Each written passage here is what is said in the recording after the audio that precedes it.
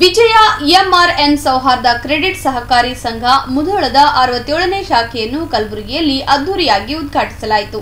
ಕಲಬುರಗಿ ನಗರದ Shweta dental hospital ಬಳಿ ಸ್ಥಾಪಿಸಲಾದ ನೂತನ ಶಾಖೆಯ ಉದ್ಘಾಟನಾ ಸಮಾರಂಭವನ್ನು ಶ್ರೀ ಶರಣಬಸವೇಶ್ವರ ದೇವಸ್ಥಾನದ ಆವರಣದಲ್ಲಿರುವ ಅನುಭವ ಮಂಟಪ ಸಭಾಭವನದಲ್ಲಿ ಆಯೋಜನೆ ಮಾಡಲಾಗಿತ್ತು. ಸಮಾರಂಭದಲ್ಲಿ ಭಾಗವಹಿಸಿದ್ದ ಶರಣಬಸವೇಶ್ವರ ವಿದ್ಯಾವರ್ಧಕ ಸಂಘದ ಚೇರ್ಪರ್ಸನ್ ಡಾಕ್ಟರ್ ದಾಕ್ಷಾಯಣಿ ಎಸ್ ಅಪ್ಪ, ಚಿರಂಜೀವಿ ದೊಡ್ಡಪ್ಪ ಅಪ್ಪ ಅವರು ತಮ್ಮ ಅಮೃತ ಹಸ್ತದಿಂದ ಉದ್ಘಾಟಿಸಿದರು.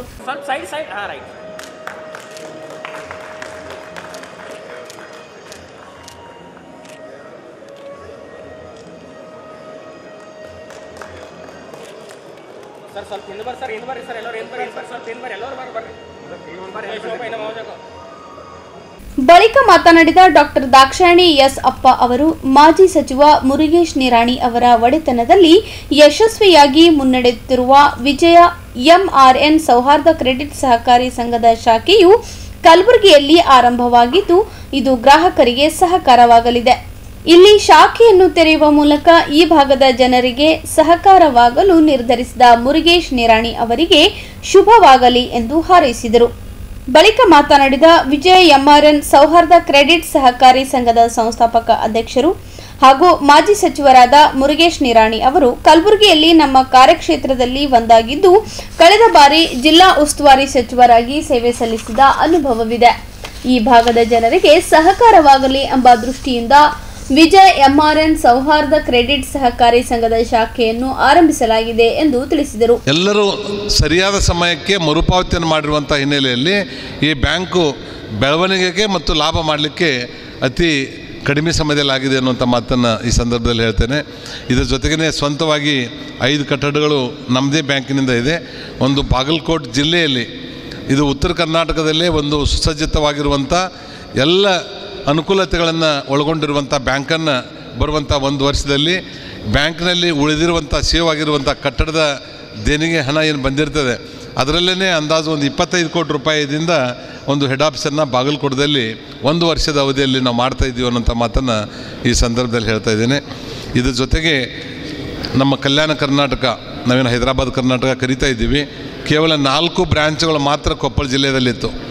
ನಾನು ಯಾವ ರೀತಿ ಕಲಬುರಗಿಯಲ್ಲಿ ಉಸ್ತುವಾರಿ ಸಚಿವರಾಗಿ ಜವಾಬ್ದಾರಿಯನ್ನು ಕೊಟ್ಟಿದ್ದರು, ಅದಕ್ಕಿಂತ ಮೊದಲು ನಾನು ಕೊಪ್ಪಳ ಜಿಲ್ಲಾ ಉಸ್ತುವಾರಿ ಸಚಿವರಾಗಿಯೂ ಸಹಿತ ಅಲ್ಲಿ ಜವಾಬ್ದಾರಿಯನ್ನು ಕೊಟ್ಟಿರುವಂಥ ಹಿನ್ನೆಲೆಯಲ್ಲಿ ಅಲ್ಲೇ ಶಾಸಕರು, MP ಗಳು ಇಲ್ಲಿ ನಮ್ಮಲ್ಲಿ ಬ್ರಾಂಚ್ಗಳನ್ನು ಮಾಡಬೇಕು ಅನ್ನುವಂಥದ್ದನ್ನು ವಿನಂತಿ ಮಾಡಿಕೊಂಡಾಗ ಅಲ್ಲಿ ಒಂದು 4 ಬ್ರ್ಯಾಂಚ್ ಮಾಡಿದ್ವಿ.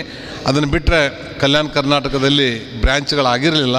ಆದರೆ ಇವತ್ತಿನಿಂದ ತಮಗೆ ಒಂದು ಆಶ್ವಾಸನೆಯನ್ನು ಕೊಡ್ತಾಯಿದ್ದೀನಿ. ಬರುವಂಥ ಒಂದು ವರ್ಷದ ಒಳಗಾಗಿ ಕಲ್ಯಾಣ ಕರ್ನಾಟಕದಲ್ಲಿ 50 ಬ್ರ್ಯಾಂಚ್ಗಳನ್ನು ಹೊಸದಾಗಿ ನಾವು ಪ್ರಾರಂಭ ಮಾಡಿ ಆ 50 ಬ್ರ್ಯಾಂಚ್ಗಳಿಗೆ ಉದ್ಯೋಗವನ್ನು ಸ್ಥಳೀಯರಿಗೇ ಕೊಡುವಂಥ ವ್ಯವಸ್ಥೆಯನ್ನು ಮಾಡ್ತೀವಿ. ಅಂದರೆ ಅಲ್ಲಿರುವಂಥ ಉದ್ಯೋಗಕ್ಕೆ ಬೇರೆ ಜಿಲ್ಲೆಯಿಂದ ತಂದು ಕಲಬುರಗಿ ಕಲ್ಯಾಣ ಕರ್ನಾಟಕದಲ್ಲಿ ಕೊಡುವಂಥ ವ್ಯವಸ್ಥೆಯನ್ನು ಮಾಡೋದಿಲ್ಲ. ಎಲ್ಲೆಲ್ಲಿ ಬ್ರ್ಯಾಂಚ್ ಆಗಿರ್ತದೆ ಆ ಬ್ಯಾಂಕಿನ ಊರಲ್ಲೇ ಅವ್ರಿಗೆ ಒಂದು ಜಾಬನ್ನು ಮತ್ತು ಬ್ಯಾಂಕನ್ನು ನಡೆಸುವಂಥ ವ್ಯವಸ್ಥೆಯನ್ನು ಬರುವಂಥ ದಿವಸದಲ್ಲಿ ನಾವು ಮಾಡ್ತೀವಿ ಅನ್ನೋಂಥ ಮಾತನ್ನು ಈ ಸಂದರ್ಭದಲ್ಲಿ ಹೇಳ್ತೇನೆ. ಭಾಳ ಸ್ಪಷ್ಟವಾಗಿ ಅಂದರೆ ಒಂದು ನ್ಯಾಷನಲೈಸ್ ಬ್ಯಾಂಕು ಯಾವ ರೀತಿ ಕಾರ್ಯಾರಂಭ ಮಾಡ್ತದೆ ಮತ್ತು ಯಾವ ರೀತಿಯಲ್ಲಿ ಸವಲತ್ತುಗಳಿರ್ತದೆ ಅವೆಲ್ಲ ಸವಲತ್ತುಗಳು ಸಹಿತ ನಮ್ಮ ಬ್ಯಾಂಕ್ದಲ್ಲಿಯೂ ಸಹಿತ ಇದೆ. ತಾವಿಲ್ಲಿದಿಂದನೇ RTGS ಮಾಡ್ಬೋದು ಅಥವಾ ಬೇರೆ ಬೇರೆ ಬ್ಯಾಂಕ್ಗಳಿಗೆ NEFTದ ರೂಲ್ಸ್ ಇರ್ಬೋದು, RTGS ಇರ್ಬೋದು, ATMಗಳ ವ್ಯವಸ್ಥೆಗಳಿರ್ಬೋದು, SMS ಮತ್ತು ವಿಜಯ ಪೇ ಆ್ಯಪ್ದಿಂದ ನಾವು ಕಳಿಸುವಂಥದ್ದು ಇರ್ಬೋದು. ಈ ರೀತಿ ಒಂದು ಸುಸಜ್ಜಿತವಾಗಿರುವಂಥ ನ್ಯಾಷನಲ್ ಬ್ಯಾಂಕ್ದಲ್ಲಿರುವಂಥ ಸವಲತ್ತುಗಳು ಈ ಬ್ಯಾಂಕ್ದಲ್ಲೂ ಇದೆ. ಅದನ್ನು ತಾವೆಲ್ಲ ಸದುಪಯೋಗ ಪಡಿಸ್ಕೋಬೇಕು ಅನ್ನುವಂಥ ವಿನಂತಿಯನ್ನು ಈ ಸಂದರ್ಭದಲ್ಲಿ ನಾನು ಮಾಡ್ತಾ, ಈ ಬ್ಯಾಂಕು ಡಿಪಾಸಿಟ್ ಇಟ್ಕೊಳ್ಳಿಕ್ಕೂ ಸಹಿತ ನಾವು ಸಿದ್ಧರಿದ್ದೀವಿ. ಎಷ್ಟೇ ಅಮೌಂಟ್ ಬಂದರೂ ಎಷ್ಟೇ ಅಮೌಂಟ್ ತಾವು ಲೋನ್ ಕೊಡಬೇಕಂತಂದರೆ ಈ ಬ್ಯಾಂಕ್ನಲ್ಲಿ ಎಷ್ಟು ಡಿಪಾಸಿಟ್ ಆಗಿರ್ತೈತಿ ಆ ಬ್ಯಾಂಕಿನ ಡಿಪಾಸಿಟ್ದ ಅನುಗುಣವಾಗಿ ಅಲ್ಲೇನೇ ನಾವು ಸಾಲ ವಿತರಣೆಯನ್ನು ಕಡಿಮೆ ಬಡ್ಡಿ ದರದಲ್ಲಿ, ಯಾವುದೇ ಸಾಲ ತೊಗೊಂಡವ್ರಿಗೆ ಹೆಚ್ಚಿನ ಬಡ್ಡಿದಲ್ಲಿ ನಾವು ಸಾಲ ಕೊಟ್ಟರೆ ಅದು ವಾಪಸ್ ಬರುವಂಥದ್ದು ಭಾಳ ಕಷ್ಟ. ಕೆಲವೊಬ್ರು 18%ದಿಂದ 24%ವರೆಗೆ ಬಡ್ಡಿ ದರದಲ್ಲಿ ಸಾಲ ಕೊಡ್ತಾರೆ. ಅಂದ್ರೆ ಅಲ್ಲಿ ಅಷ್ಟೊಂದು ಬಡ್ಡಿ ದರದಲ್ಲಿ ಸಾಲ ತೊಗೊಳಿಕ್ಕೆ ಬಂದರೆ ಅವ್ರಿಗೆ ಎಲ್ಲಿ ಬ್ಯಾಂಕ್ದಲ್ಲಿ ಸಾಲ ಸಿಕ್ಕಿಲ್ಲತ್ತೇ ಅರ್ಥ. ಅಂಥ ಅತಿ ಹೆಚ್ಚು ಬಡ್ಡಿ ದರದಲ್ಲಿ ಸಾಲ ತೊಗೊಂಡ್ರಂದರೆ ನಾವು ಮೊದಲೇ ವಿಚಾರ ಮಾಡಬೇಕು ಇದು ರೊಕ್ಕ ಎಷ್ಟರ ಮಟ್ಟಿಗೆ ಹೊಳ್ಳಿ ಬರ್ತೈತಿ ಅನ್ನುವಂಥದ್ದು. ಒಬ್ರು ಹೇಳಿದರು ಒಂದು ಬ್ಯಾಂಕ್ದಲ್ಲಿ ನಾವು ಆ ಬ್ಯಾಂಕ್ನಾಗ ಸಾಲ ತೆಗೆದುಕೊಳ್ಳೋಕೆ ಹೋಗ್ಬೇಕಾದ್ರೆ ಕನಿಷ್ಠ ಅಂದ್ರೆ ಒಂದು ಜೋಡಿ ಚಪ್ಪಲ್ ಹರಿದಿದೆ 100 ಸಲ ಹೋಗಿ ಬಂದೀವಿ. ನಮ್ಮ ಸಾಲ ವಸೂಲಿ ಮಾಡೋಕ್ಕೂ ಸಹಿತ ಅವ್ರದ್ದು ಒಂದು ಜೊತೆ ಅಲ್ಲ 2 ಜೊತೆ ಚಪ್ಪಲ್ ಹರಿಬೇಕು, ನಮ್ಮ ಮನೆಗೆ 200 ಸಲ ಆದರೂ ವಸೂಲಿ ಮಾಡೋಕೆ ಬಂದು ಹೋಗ್ಬೇಕು ಅನ್ನುವಂಥದ್ದು ಒಬ್ಬರು ಹೇಳಿದರು. ಆದರೆ ಹಂಗೆ ಆಗಬಾರ್ದು. ಅದ್ರ ಸಲಾಗಿನೇ ನಾವು ಡಿಪಾಸಿಟ್ ಇಟ್ಕೊಳ್ಳೋದು ರೀಸನೇಬಲ್ ರೇಟ್ದಲ್ಲಿ 7%ದಿಂದ 11.5%ದೊಳಗೆ ಮಾಡ್ತೀವಿ. ನಮ್ದು ಯಾವುದೇ ಬಡ್ಡಿ ಕೊಡುವಂಥ ಸಾಲ ತೆಗೆದುಕೊಳ್ಳುವಂಥವ್ರಿಗೆ 12%ದಿಂದ 15%ದವರೆಗೆ ಮಾತ್ರ, ಒಂದು 0.5 to 1% ಅಲ್ಲಿ ಬಿಲ್ಡಿಂಗ್ ಚಾರ್ಜು ಮತ್ತು ಅಲ್ಲಿರುವಂಥ ವರ್ಕರ್ಸದ್ದು ಸ್ಯಾಲ್ರಿ ಇವೆರಡಕ್ಕೇ ಹೋಗುವಷ್ಟು ಮಾತ್ರ ಆ ಡಿಪಾಸಿಟ್ ಇಟ್ಟವ್ರದ್ದು ಎವರೇಜ್ ತೆಗೆದು ಅದ್ರ ಮೇಲಿಂದ ಅವ್ರು ಸಾಲ ಕೊಡುವಂಥ ವ್ಯವಸ್ಥೆಯನ್ನು ಮಾಡಿದಾಗ ಆ ಸಾಲ ತೆಗೆದುಕೊಂಡವರು ಉದ್ಧಾರ ಆಗ್ತಾರೆ ಮತ್ತು ನಾವು ಕೊಟ್ಟಿರುವಂಥ ಸಾಲ ವಾಪಸ್ ಬರ್ತಾಯಿದೆ ಅನ್ನುವಂಥ ಒಂದು ಅನುಭವದ ಮೇಲೆ ಅದನ್ನು ಮಾಡ್ತಾಯಿದ್ದೀವಿ. ಅದನ್ನು ತಾವೆಲ್ಲ ಬರುವಂಥ ದಿವಸದಲ್ಲಿ ಸದುಪಯೋಗ ಪಡಿಸ್ಕೋಬೇಕು ಅನ್ನುವಂಥ ವಿನಂತಿನ ಈ ಸಂದರ್ಭದಲ್ಲಿ ಮಾಡ್ತೀನಿ. ದಯವಿಟ್ಟು ನಾನು ಎಲ್ಲ ಕಲಬುರಗಿ ಹಿರಿಯರಿಗೆ ನಾವು ವಿನಂತಿಯನ್ನು ಮಾಡುವಂಥದ್ದು, ಆ ಮುದೋಳ ಕಡೆ ಯಾವಾಗಾದರೂ ಬಂದರೆ ದಯವಿಟ್ಟು ಅದು ಒಂದು ಸಣ್ಣ ಮನೆ, ಸಣ್ಣ ಫ್ಯಾಕ್ಟ್ರಿ ಮೇನ್ ರೋಡ್ ಮೇಲೆ ಇದೆ, ದಯವಿಟ್ಟು ಅಲ್ಲಿ ಬರಬೇಕಂತ ಹೇಳಿ ನಾನು ವಿನಂತಿಯನ್ನು ಎಲ್ಲರಿಗೂ ನಾನು ಮಾಡ್ತೇನೆ. ಇನ್ನೊಂದು ಈ ಸಂದರ್ಭದಲ್ಲಿ ನಾನು ಹೇಳಬೇಕು ಹೇಳಬಾರ್ದು ಗೊತ್ತಿಲ್ಲ, ಕಲಬುರಗಿದಲ್ಲಿ ನಾವು ಕೂತಾಗ ಚೇಂಬರ್ ಆಫ್ ಕಾಮರ್ಸಿಂದ ಹಿಡಿದು ಎಲ್ಲರಿಗೂ ಒಂದು ವಿನಂತಿಯನ್ನು ಮಾಡ್ತಾಯಿದ್ದೀವಿ. ಕಲಬುರಗಿ ಭಾಳ ವಿಶಾಲವಾಗಿರುವಂಥ ಪ್ರದೇಶ. ಇವತ್ತಿಗೂ ಕೂರ್ಗಿಯಲ್ಲಿ ನಂಬರದಲ್ಲಿ ನಾವು ಹೊಲಗಳು ಒಂದೊಂದು ಕುಟುಂಬಕ್ಕಿದೆ, 100 ಎಕರೆ 400 ಎಕರೆ ಈ ಥರ ದೊಡ್ಡ ದೊಡ್ಡ ಜಾಯಿಂಟ್ ಫ್ಯಾಮಿಲಿದಲ್ಲಿ 1000 ಎಕರೆ ಇರುವಂಥವ್ರು ಇಲ್ಲಿದ್ದಾರೆ. ಅದನ್ನೇ ನಮ್ಮ ಮೈಸೂರಲ್ಲಿನೂ 2 ಫ್ಯಾಕ್ಟ್ರಿ ಇದೆ, ಅಲ್ಲಿ ಪಾಂಡವಪುರ ಸಕ್ಕರೆ ಕಾರ್ಖಾನೆ, ಶ್ರೀರಾಮ ಸಕ್ಕರೆ ಕಾರ್ಖಾನೆ. ಅಲ್ಲ, ಅತಿ ದೊಡ್ಡ ಶ್ರೀಮಂತ ರೈತ ಅಂದ್ರೆ 5 ಎಕರೆ ಇದೆ. ಅವ್ರು ಹೊಲಗಳು ಮಾರಾಟ ಮಾಡೋದು ಗುಂಟೆದಲ್ಲಿ ಮಾಡ್ತಾರೆ. ನಾವು ಹೆಂಗೆ ಕಮರ್ಷಿಯಲ್ ಇಲ್ಲಿ ಗುಂಟೆದಲ್ಲಿ ಮಾರ್ತೀವಿ, ಹಂಗೆ ಹೊಲಗಳು ಗುಂಟೆದಲ್ಲಿ ಮಾಡುವಂಥ ಪರಿಸ್ಥಿತಿ ಇವತ್ತು ಮೈಸೂರು ಭಾಗದಲ್ಲಿದೆ. ಮೈಸೂರು ಭಾಗದಲ್ಲಿರುವಂಥ ರೈತರಿಗೆ ಮತ್ತು ನಮ್ಮ ಕಲಬುರಗಿ ಭಾಗದ ರೈತರನ್ನು ಹೋಲಿಸಿ ನೋಡಿದರೆ ಕಲಬುರಗಿ ಭಾಗದ ರೈತರು ಮತ್ತು ಇಲ್ಲಿರುವಂಥ ವ್ಯಾಪಾರಸ್ಥರು ಭಾಳಷ್ಟು ಶ್ರೀಮಂತರಿದ್ದಾರೆ ಅನ್ನುವಂಥದ್ದನ್ನು ನಾನು ಭಾಳ ಅಭಿಮಾನದಿಂದ ನಾನು ಹೇಳ್ತೇನೆ. ಅದೇ ರೀತಿಯಾಗಿ ನಾನು ಹೋದ 3-4 ತಿಂಗಳ ಹಿಂದೆ ಒಂದು ಬಿಹಾರದಲ್ಲಿನೂ ಸಹಿತ ಒಂದು ಸಕ್ಕರೆ ಕಾರ್ಖಾನೆ ಪ್ರಾರಂಭ ಮಾಡಿದ್ವಿ. ಅಮಿತ್ ಶಾ ಅವರು MP ಎಲೆಕ್ಷನ್ಗೆ ಹೋದಾಗ ಅಲ್ಲೆಲ್ಲ ರೈತರು ಬಂದು ಅದೊಂದು ಯೂನಿಟ್ ಸಿಕ್ಕಿದೆ, ನೀವು ಇದನ್ನು ಪ್ರಾರಂಭ ಮಾಡಿಸ್ಕೊಡ್ಬೇಕು, ನೀವು ಕೋಆಪರೇಟಿವ್ ಮಿನಿಸ್ಟರ್ ಆಗಿದ್ದೀರಿ ಅಂತ ಹೇಳಿದಾಗ ಅವ್ರು ನನಗೆ ಫೋನ್ ಮಾಡಿದ್ದಾರೆ. ಸರ್, ಅದು ಬಿಹಾರದ ಕ್ಯಾಪಿಟಲ್ ಆಗಿರುವಂಥ ಪಟ್ನಾದಿಂದ 150 ಕಿಲೋಮೀಟರ್ ಇದೆ. ದರ್ಭಂಗ ಅಂತೇಳಿ ಒಂದು ಏರ್ಪೋರ್ಟ್ ಇದೆ, ಅಲ್ಲಿಂದ 50 ಕಿಲೋಮೀಟರ್ ದೂರ ಇದೆ. ಅಲ್ಲಿ ರೀಗಾ ಸುಗರ್ ಅಂತೇಳಿ ಕಂಪ್ನಿ ಹೆಸರು. ಅದು ಬಂದಾಗಿ 4 ವರ್ಷ ಆಗಿತ್ತು. 5000 ಟನ್ ಸಕ್ಕರೆ ಕಾರ್ಖಾನೆ. ಕೇವಲ ಅದು ಕೋಟದ ಆಕ್ಷನ್ದಲ್ಲಿ ನನಗೆ 81 ಕೋಟಿ ರೂಪಾಯಿಗೆ ಸಿಕ್ತು. 5000 ಟನ್ನು ಮತ್ತು 14 ಮೆಗಾವ್ಯಾಟ್ ವಿದ್ಯುತ್ತು, 50 KLPD ಡಿಸ್ಟಿಲರಿ ಇಥನಾಲ್ ಮಾಡುವಂಥ ಘಟಕ. ಅಲ್ಲಿರುವಂಥ ರೈತರಿಗೆ ನಾವೆಲ್ಲ ಹಳ್ಳ್ಯಾಗ ಹೋಗಿ ಅಲ್ಲಿ ನೋಡಿದರೆ ಅಲ್ಲಿನೂ ಸಹಿತ ಗುಂಟೆದಲ್ಲಿನೇ ಹೊಲಗಳಿದೆ. ಅತಿ ಹೆಚ್ಚು ಶ್ರೀಮಂತರಂದ್ರೆ 5ರಿಂದ 10 ಎಕರೆ. ಅಲ್ಲಿ MLA MP ಅವರು ಭಾಳ ದೊಡ್ಡ ಶ್ರೀಮಂತ. ಇಲ್ಲಿ ಈ ಊರಿಗೆ ಅವರೇ ಮುಖ್ಯಸ್ಥರು ತಂದವ್ರಿಗೂ 10 ಎಕರೆಗಿಂತ ಮೇಲೆ ಪರ್ ಹೆಡ್ ಹೊಲಗಳಿಲ್ಲ. ಅಂದ್ರೆ ಅಷ್ಟೊಂದು ಪರಿಸ್ಥಿತಿ ಅವ್ರದ್ದು ಭಾಳ ಹೀನಾಯವಾಗಿ ಇದು ಆಗಿದೆ. ಯಾಕಂದರೆ ಬಿಹಾರದ ಜನಸಂಖ್ಯೆ 14 ಕೋಟಿ ಜನಸಂಖ್ಯೆ ಇದೆ. ನಮ್ಮದು 7 ಕೋಟಿ ಜನಸಂಖ್ಯೆ ನಾವು ಕ್ಯಾಲ್ಕುಲೇಟ್ ಮಾಡಿದರೆ ಭೌಗೋಳಿಕವಾಗಿ ನಮ್ಮದು ಎಷ್ಟು ಏರಿಯಾ ವಿಸ್ತೀರ್ಣ ಇದೆ, ಇದರದ್ದು 60% ಮಾತ್ರದ ಅವ್ರದ್ದಿದೆ. ಅಂದರೆ ಭೂಮಿ ಕಡಿಮೆ ಇದೆ, ಜನಸಂಖ್ಯೆ ಜಾಸ್ತಿ ಇದೆ, ಇದರಿಂದ ಬಡತನ ಅವ್ರಿಗೆ ಜಾಸ್ತಿ ಇದೆ. ನಮ್ಮ ಕಲಬುರಗಿ ಜಿಲ್ಲೆ ಕಂಪೇರ್ ಮಾಡಿದರೆ ಅವ್ರಿಗೆ ನೀರಿನ ವ್ಯವಸ್ಥೆ ಜಾಸ್ತಿ. ಅದರಲ್ಲಿ ಲಕ್ಕಿಲಿ ಅವರು ಗಂಗಾ ನದಿ ಮತ್ತು ಗಂಡಕ್ ನದಿ ಭಾಳ ದೊಡ್ಡ ರಿವರ್ಗಳು, ಒಂದೊಂದು ಅಗಲನೇ 7 ಕಿಲೋಮೀಟ್ರಿಂದ 10 ಕಿಲೋಮೀಟ್ರ್ವರೆಗೆ ಆ ಹೊಳೆ ಅಗಲ ಅಷ್ಟು ದೊಡ್ಡದಿದೆ. 12 ತಿಂಗಳು ನೀರಿರ್ತದೆ. ಮತ್ತು ನೇಪಾಳ 15 ಕಿಲೋಮೀಟರ್ ಬಾರ್ಡರ್ದಲ್ಲಿದೆ. All along the entire Nepal ಮತ್ತು ಬಿಹಾರು ಬಾರ್ಡರ್ದಲ್ಲೇ ಬರ್ತದೆ. ಅವರು ನಮಗತ್ತೆ ಬೋರ್ವೆಲಿಗೆ 1000 ಫೂಟು ಹಿಂಗೆ ದೊಡ್ಡ ಲಿಫ್ಟ್ ಇರಿಗೇಷನ್ ಅದು ಏನು ಮಾಡೋದಿಲ್ಲ. ಕೇವಲ 10ರಿಂದ 20 ಫೂಟು ಒಂದು ಬೋರ್ ಹಾಕ್ಸಿದ್ರಂದ್ರೆ ಅಥವಾ ಬಾವಿ ತೆಗೆದ್ರಂದ್ರೆ ಓವರ್ಫ್ಲೋ ಆಗುವಷ್ಟು ನೀರು ಬರ್ತದೆ. ನಾವು ಹಳ್ಳಿಯಾಗ ಯಾವ ರೀತಿ ಹ್ಯಾಂಡ್ ಪಂಪ್ ಹಾಕಿರ್ತೀವಿ, ಆ ಬೋರ್ವೆಲಿಗೆ ಬರೀ ಹ್ಯಾಂಡ್ ಪಂಪ್ ಹಾಕ್ತಾರೆ. ಒಂದು 8-10 ಪಂಪ್ ಹಾಕಿಬಿಟ್ರೆ ಅಂದ್ರೆ ತಾನೇ 3 ಇಂಚು 4 ಇಂಚು ನೀರು ಸ್ಟಾರ್ಟ್ ಆಗಿಬಿಡ್ತದೆ. ಪವರ್ದ ಅವಶ್ಯಕತೆಯೇ ಇಲ್ಲ, ದೊಡ್ಡ ದೊಡ್ಡ ಡೀಪಾಗಿ ಹೋಗುವಂಥದ್ದು. ಈ ರೀತಿ ಅಲ್ಲಿ ವ್ಯವಸ್ಥೆಗಳಿದೆ. ನಮ್ಮಲ್ಲಿ ನೀರಿಂದ ಕಲಬುರಗಿದಲ್ಲಿ ಭಾಳ ಪ್ರಾಬ್ಲಮ್ ಆಗಿದೆ.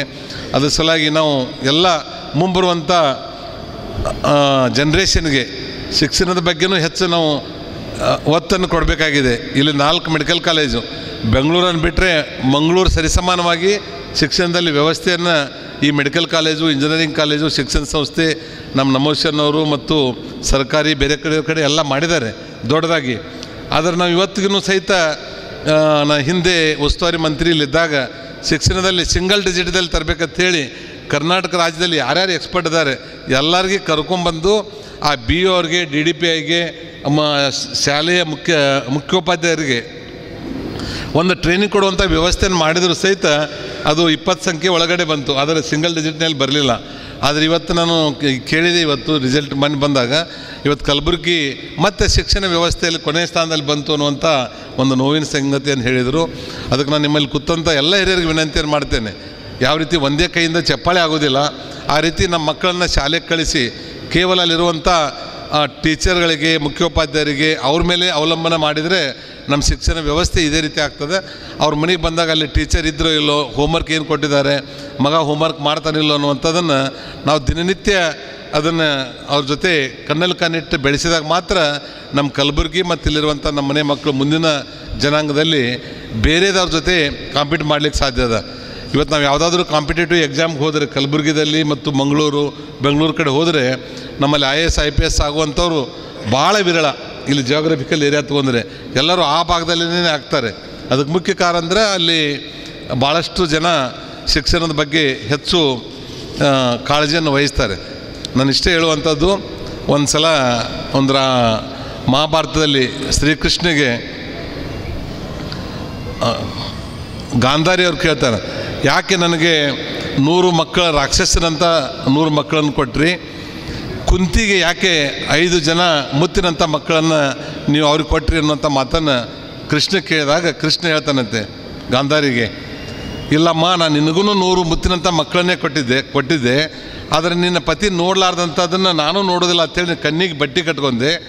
ಆಗ ಕುಂತಿ ಏನು ಮಾಡಿದಳು, ತನ್ನ 5 ಮಂದಿ ಮಕ್ಕಳನ್ನು ಕಣ್ಣಲ್ಲಿ ಕಣ್ಣಿಟ್ಟು 25 ವರ್ಷ ಆಗುತ್ತಾನ ಜೋಪಾನ ಮಾಡಿ ಅವ್ರಿಗೆಲ್ಲ ವಿದ್ಯೆಗಳನ್ನು ಕಲಿಸಿ ಯಾವುದೋ ದುಶ್ಚಟಕ ಕಡೆ ಹೋಗಲಾರ್ದಂತೆ ಬೆಳೆಸಿದಿರೋಂಥ ಹಿನ್ನೆಲೆಯಲ್ಲಿ ಅವರು ಮುತ್ತಿನಂಥ ಮಕ್ಕಳಾದರು. ಆದರೆ ನಿಮ್ಗೆ 25 ವರ್ಷ ತನಕ ಬರುವಂಥ ಮಕ್ಕಳು ನಿಮ್ಮ ಹತೋಟಿಯಲ್ಲಿ ಇರಲಾರ್ದೆ ನೀನು ಅವ್ರ ಕಡೆ ಅವ್ರು ಏನು ಮಾಡ್ತಾರೆ ಏನಿಲ್ಲ ಅನ್ನುವಂಥದ್ದನ್ನು ಅವ್ರು ಎಲ್ಲೇ ಹೋಗಿ ಬಂದರೂ ಸಹಿತ ಅವ್ರ ಕಡೆ ನಿಮ್ಮನ್ನ ಲಕ್ಷ್ಯ ಇರದೇ ಇರೋದ್ರಿಂದ ಅವರು ಈ ರೀತಿ ರಾಕ್ಷಸ ಮಕ್ಕಳಾಗುವಂಥದ್ದಕ್ಕೆ ಸಾಧ್ಯ ಆಯಿತು ಅನ್ನುವಂಥದ್ದನ್ನು ಕೃಷ್ಣ ಗಾಂಧಾರಿಗೆ ಹೇಳಿದ್ರು. ಆ ಥರ ನಾವು ನಮ್ಮಲ್ಲಿರುವಂಥ ಮಕ್ಕಳಿರ್ಬೋದು ಅಥವಾ ನಾವು ಮಾಡುವಂಥ ಉದ್ಯೋಗರೇ ಇರ್ಬೋದು, ನಾವು ಉದ್ಯೋಗವನ್ನು ಸಹಿತ ಅದು ಸಕ್ಸಸ್ ಆಗುವವರೆಗೆ, ಅದು ಯಶಸ್ವಿಯಾಗಿ ಲಾಭದಾಯಕವಾಗಿ ಬರೋದ್ರವರೆಗೆ ಕಣ್ಣಲ್ಲಿ ಕಣ್ಣಿಟ್ಕೊಂಡು ಯಾವ ರೀತಿ ಕುಂತಿ ಪಾಂಡವರನ್ನು ಬೆಳೆಸಿದ್ರು, ಆ ರೀತಿ ನಮ್ಮ ಉದ್ಯೋಗವನ್ನು, ನಮ್ಮ ಮಕ್ಕಳನ್ನು, ನಮ್ಮ ಏರಿಯಾವನ್ನು ನಾವು ಬೆಳೆಸಿದರೆ ಅದು ಮುಂದಿನ ದಿನಮಾನಗಳಲ್ಲಿ ಅದೊಂದು ಹೆಮ್ಮರವಾಗಿ ಲಾಭದಾಯಕವಾಗಿ ಬೆಳೀಲಿಕ್ಕೆ ಸಾಧ್ಯದ. ಬಸವಣ್ಣವರು ತಮ್ಮೊಂದು ವಚನದಲ್ಲಿ ಕಾಗೆ ಒಂದು ಗುಳ ಕಂಡೊಡೆ ಕೂಗಿ ಕರೆಯದೆ ತನ್ನ ಬಳಗವನ್ನೆಲ್ಲ, ಕೋಳಿಯೊಂದು ಕುಟುಕು ಕಂಡಡೆ ಕರೆಯದೆ ತನ್ನ ಕುಲವನ್ನೆಲ್ಲ, ಮಾನವನಾಗಿ ಭಕ್ತಿ ಪಕ್ಷವಿಲ್ಲದಡೆ ಕಾಗೆ ಕೋಳಿಗಿಂತ ಕರಿ ಕಷ್ಟ ಎನ್ನುವ ತಮ್ಮ ಬಸವಣ್ಣವರು ತಮ್ಮ ಸಹಕಾರ ತತ್ವಕ್ಕೆ ಒತ್ತು ಕೊಟ್ಟು ಹೇಳಿದ್ದಾರೆ. ಪ್ರಕೃತಿಯಲ್ಲಿ ಇರುವ ಜೀವರಾಶಿಗಳು ತಮಗೆಷ್ಟೋ ಬೇಕು ಅಷ್ಟು ಮಾತ್ರ ಪಡೆದುಕೊಂಡರೆ, ಕೆಲವು ಪ್ರಾಣಿಗಳು ತಮ್ಮ ಸರ್ವವನ್ನು ಕರೆದು ತಾವೂ ಸಂತೋಷ ಪಡುವವು, ಉಳಿದವೂ ಸಂತೋಷ ಪಡುವಂತೆ ಮಾಡುವವು. ಅದೇ ಕೆಲಸವನ್ನು ನಮ್ಮ ನಿರಾಣಿ ಅಣ್ಣವರು ಮಾಡಿದ್ದಾರೆ, ಭಾಳ ಒಳ್ಳೆ ಕೆಲಸ ಮಾಡಿದ್ದಾರೆ. ತಾನು ತನ್ನ ಕುಟುಂಬ ಮಾತ್ರವಲ್ಲ, ಸಮಾಜದ ಎಲ್ಲ ಸುಖಕರವಾಗಬೇಕೆಂದು ಭಾವನೆ ಉಳ್ಳದರಿಂದ ನಮ್ಮೆಲ್ಲರೂ ಸಮಾಜಮುಖಿಯಾಗಿ ಕಾರ್ಯಕ್ಕೆ ಮುಂದಾಗಿದ್ದಾರೆ ನಮ್ಮ ನಿರಾಣಿ ಅಣ್ಣವರು. ಅನುಭಾವಿಗಳಾದ ಮುರುಗೇಶ್ ನಿರಾಣಿ ಅಣ್ಣವರು ಸಿವಿಲ್ ಇಂಜಿನಿಯರಿಂಗ್ ಪದವಿ ಪುರಸ್ಕೃತರಾಗಿ ಒಂದೆಡೆ ಒಕ್ಕಲುತನ, ಇನ್ನೊಂದು ಕಡೆ ಕೈಗಾರಿಕೆ, ಮತ್ತೊಂದು ಕಡೆ ರಾಜಕೀಯ, ಈ 3 ಕ್ಷೇತ್ರದಲ್ಲಿ ನಿಭಾಯಿಸುವುದರೊಂದಿಗೆ ಮತ್ತೆ ಇಂಥ ಕಾರ್ಯ ಕೈಗೊಂಡು ಯುವ ಜನಾಂಗಕ್ಕೆ ಆದರ್ಶವಾಗಿದ್ದಾರೆ ಮತ್ತು ಅವರಿಗೆ ಉದ್ಯೋಗ ಕೊಡುತ್ತಿದ್ದಾರೆ. ಇಂತಹ ಭಾವನೆ ಉಳ್ಳವರಾಗಿ 67ನೇ ಈ ಸೌಹಾರ್ದ ಸಹಕಾರ ಸಂಘ ಮುಖಾಂತರ ಸಾಮಾಜಿಕ ಕಳಕಳಿ ತೋರಿಸಿಕೊಟ್ಟಿದ್ದಾರೆ. ಒಳ್ಳೆಯ ಆಡಳಿತ ಕೊಟ್ಟ ನಿರಾಣಿ ಅವರಿಗೆ ಜನರ ಸಮಸ್ಯೆಗಳನ್ನು ಗೊತ್ತಿದೆ. ಈ ಸಮಸ್ಯೆಗಳ ನಿವಾರಣೆಗೆ ಇದೊಂದು ಮದ್ದು ಎಂಬುದು ಅವರು ಅರಿತು ಇಂಥ ಕಾರ್ಯ ಕೈಗೊಂಡು ಅದು ಕಲಬುರಗಿಯಲ್ಲಿ ಅವರ ಒಂದು ಶಾಖೆ ತೆರೆಯುವ ಮೂಲಕ ಈ ಭಾಗದ ಜನರಿಗೂ ಅವಕಾಶ ಕಲ್ಪಿಸಿಕೊಟ್ಟರು. ಅದಕ್ಕಾಗಿ ಅವರಿಗೂ ಮತ್ತು ಅವರ ಸುಪುತ್ರರಾದ ಶ್ರೀ ವಿಜೇಂದ್ರ ನಿರಾಣಿಯವರಿಗೂ ಅವರ ಎಲ್ಲ ಕುಟುಂಬದವರಿಗೂ ನಮ್ಮೆಲ್ಲ ಕಲಬುರಗಿ ಜನಗಳಿಂದ ಧನ್ಯವಾದಗಳನ್ನು ಅರ್ಪಿಸುತ್ತೇವೆ. ಮಹಾದಾಸೋಹ ಶರಣರ ಕಾರ್ಯ ಭೂಮಿ ಕಲಬುರಗಿ ಅವರ ದಾಸೋಹ ಎಲ್ಲರಿಗೂ ಗೊತ್ತಿರುವುದು. ಮಾನವನ ಕುಲಕ್ಕೆ ಮಾತ್ರವಲ್ಲ ಪಶು ಪಕ್ಷಿಗಳ ಸಂಕುಲಕ್ಕೂ ಅದು ಮೀಸಲಾಗಿತ್ತು. ಅವರಂಥ ಮಹಾನ್ ದಾಸೋಗಳಾಗಿದ್ದರೂ ಸಹಕಾರ ಈ ತತ್ವದಿಂದಲೇ ಇನ್ನೂ 10 ಹೆಜ್ಜೆ ಮುಂದೆ ಹೋಗಿ ದಾಸಿ ಆದರೂ ಶರಣಬಸವೇಶ್ವರ. ಇಂಥ ಪರಂಪರೆಯಲ್ಲಿ ನೀವೆಲ್ಲರೂ ಇರುವುದರಿಂದ ಜನಸಮ್ಮುಖ ಕಾರ್ಯ ಕೈಗೊಳ್ಳುವ ಮುಖಾಂತರ ಅವರ ದಾರಿಯಲ್ಲಿ ಸಾಗುತ್ತಿದ್ದೇವೆ. ನಾವೆಲ್ಲರೂ ಒಬ್ಬರಿಗೊಬ್ಬರು ಕೊಟ್ಟು ಉಂಡು ಸಂತೋಷಪಟ್ಟು ದೇಶದ ಸಂಸ್ಕೃತಿಯನ್ನು ನಾವೆಲ್ಲರೂ ಕೂಡಿ ಬೆಳೆಸೋಣ. ಇಲ್ಲಿ ಅಣ್ಣವ್ರ ಭಾಷಣದಲ್ಲಿ ತಮ್ಮದೆಲ್ಲ ವಿಸ್ತರಣೆಗಳನ್ನು ಹೇಳಿದರು. ಅವ್ರದ್ದು ನೋಡಿ ನನಗೆ ಆಶ್ಚರ್ಯ ಆಯಿತು. ಅವರು ರಾಜ್ಯ ಅಂತಾರಾಷ್ಟ್ರ ಒಟ್ಟಿಗೆ ತಮ್ಮ ಸೇವೆಗಳನ್ನು ಸಲ್ಲಿಸಿ ಭಾರತದ ಹೆಸರು ಅಂತಾರಾಷ್ಟ್ರ ಒಳಗೆ ಬೆಳೆದು ಒಯ್ತಿದ್ದಾರೆ ಉದ್ಯಮದಲ್ಲಿ ಅನ್ನೋದಕ್ಕೆ ನಮಗೆ ಎಲ್ಲರಿಗೂ ಹೆಮ್ಮೆಯ ವಿಷಯ. ಇವರು ಲಕ್ಷದಿಂದ ಪ್ರಾರಂಭವಾದ ಉದ್ಯೋಗ ಇವತ್ತು 1000 ಕೋಟಿವರೆಗೂ ಬೆಳೆಸಿದ್ದಾರೆ. ಇದು ಸುಲಭದ ಕೆಲಸವಲ್ಲ. ಅವರಿಗೆ ದೇವರ ಆಶೀರ್ವಾದ, ಅವರ ಕೈಗುಣ, ಅವರ ಪ್ರಯತ್ನ ಅವರ ಯಶಸ್ಸಿಗೆ ಕಾರಣವಾಗಿದೆ. ಭಾರತದಲ್ಲಿಯೇ ಯಶಸ್ವಿ ಉದ್ಯಮಿಗೆಯಾಗಿ ಮಾದರಿಯಾಗಿದ್ದಾರೆ. ಶುಗರ್ ಫ್ಯಾಕ್ಟ್ರಿ ಸಕ್ಕರೆಯಲ್ಲಿ ಅವರ ರಾಜ್ಯವಾಗಿದ್ದಾರೆ. ರಾಜ್ಯದಲ್ಲಿ MRN ಸೌಹಾರ್ದ ಕ್ರೆಡಿಟ್ ಸಹಕಾರ ಸ್ಥಾನ ರಾಜ್ಯಕ್ಕೆ 2ನೇ ಸ್ಥಾನ ಅಂತ ಹೇಳಿದರು. ಅಷ್ಟರೊಟ್ಟಿಗೆ ಅವರು ಬೆಳೆಸಿದ್ದಾರೆ. ಕಲ್ಯಾಣ ಕರ್ನಾಟಕಕ್ಕೆ 50 ಸಹಕಾರ ಸಂಘ ಶಾಖೆ ತೆರೆಯುತ್ತೇನೆ ಅಂದರು. ಅವರು 50 ಅಲ್ಲ 100 ಬ್ಯಾಂಕ್ ಸಹಕಾರ ತೆಗಿಲಿ ಅಂಥೇಳಿ ನಾವೆಲ್ಲನೂ ಬೆಳೆಸುವಂಥ ಶಕ್ತಿ ಅವರಲ್ಲಿದೆ. ಸಮಾರಂಭದಲ್ಲಿ ಶಾಸಕ BR ಪಾಟೀಲ್, MY ಪಾಟೀಲ್, ಅಲ್ಲಂಪ್ರಭು ಪಾಟೀಲ್, ಅವಿನಾಶ್ ಜಾಧವ್, ವಿಧಾನ ಪರಿಷತ್ ಸದಸ್ಯರಾದ ಶಶೀಲ್ ನಮೋಶಿ, ಸುನಿಲ್ ವಲ್ಯಾಪುರೆ, ಮಾಜಿ ಸಚಿವ ಮಾಲಿಕಯ್ಯ ಗುತ್ತೇದಾರ್, ಬಾಬುರಾವ್ ಚೌಹಾಣ್, ಮಾಜಿ ಶಾಸಕ ದತ್ತಾತ್ರೇಯ ಪಾಟೀಲ್, ಬಿಜೆಪಿ ನಗರಾಧ್ಯಕ್ಷ ಚಂದು ಪಾಟೀಲ್ ಸೇರಿದಂತೆ ಅನೇಕ ಗಣ್ಯರು ಭಾಗವಹಿಸಿದ್ದರು.